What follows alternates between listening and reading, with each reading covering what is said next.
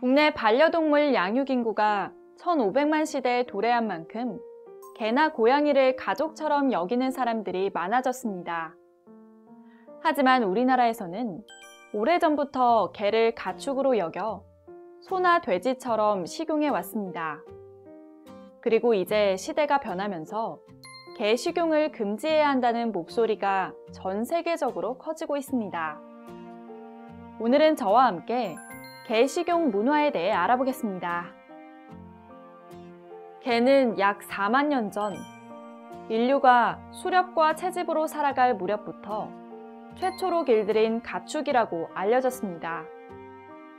동양의 역사 기록 속에는 개고기에 대한 기록이 종종 등장하는데 춘추시대 진나라에서는 무더위를 이겨내기 위해 개고기를 먹었다고 합니다.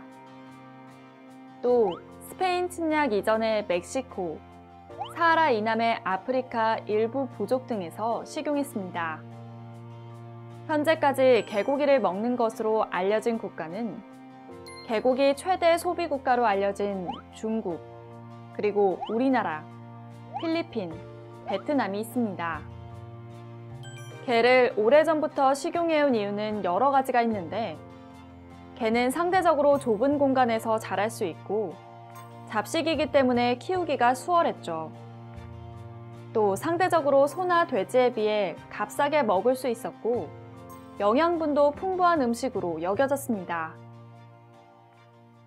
하지만 현대에 들어서는 소나 돼지 등 다른 가축들을 대량으로 사육하게 되면서 대중적인 음식으로 자리 잡았고 오히려 개를 식용하는 경우가 줄어들었습니다. 특히 우리나라에서는 1980년대에서 1990년대에 개고기를 스테미나 음식으로 여겨 복날의 몸보신을 위해 먹는 경우가 많았습니다. 이런 일들이 세계적으로 화제를 모으기도 했고 이후 국내 동물보호단체에서는 개 식용 금지법을 촉구해 왔습니다. 해외에서는 이미 개 식용 금지법을 시행하고 있는 나라들이 있는데요. 이번에는 개 식용 금지 운동에 대해 알아보겠습니다. 개 식용을 금지하는 국가적 움직임은 세계적으로 확산되는 분위기입니다.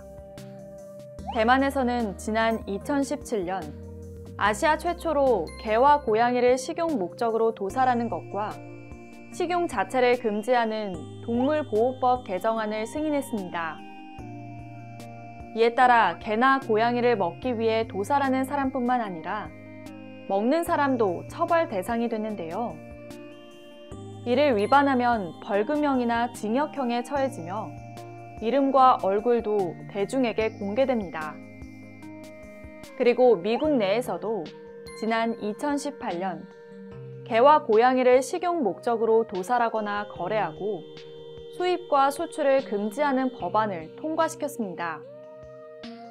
또 인도네시아에서도 개와 고양이를 식용을 금지하기로 했으며 베트남 정부도 국격 하락을 이유로 개 식용을 금지하라고 권고했습니다.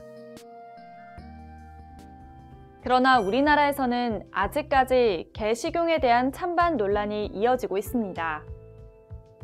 시대가 변화하고 동물 복지에 대한 관심이 커지면서 개를 가축으로 정의한 기존 제도가 일부 국민 정서와 맞지 않는 면이 생긴 것입니다.